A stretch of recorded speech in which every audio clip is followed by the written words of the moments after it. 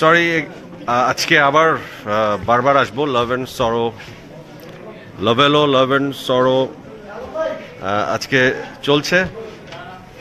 Lovello love and সরোতে একের পর এক শ্যুট চলছে, বিশাল সেট, বড় বড় শিল্পীরা।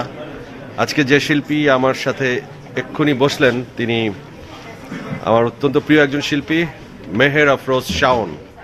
তিনি আমার সেন্স অফ হিউমারে এসেছিলেন। আমাদের সে পর্বটি অনেক হিট হয়েছিল। এবার তিনি আমার নতুন শোতে আসলেন। শাওনাপা,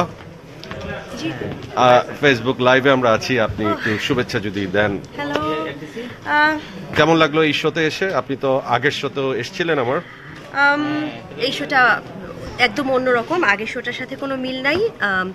আরেকটা কথা বলি যে আগের শোটি নিয়ে অনেক ধরনের পক্ষ বিপক্ষ দেখা যাচ্ছে। এটা আমার মনে হয় যে একটু বলা উচিত আমার।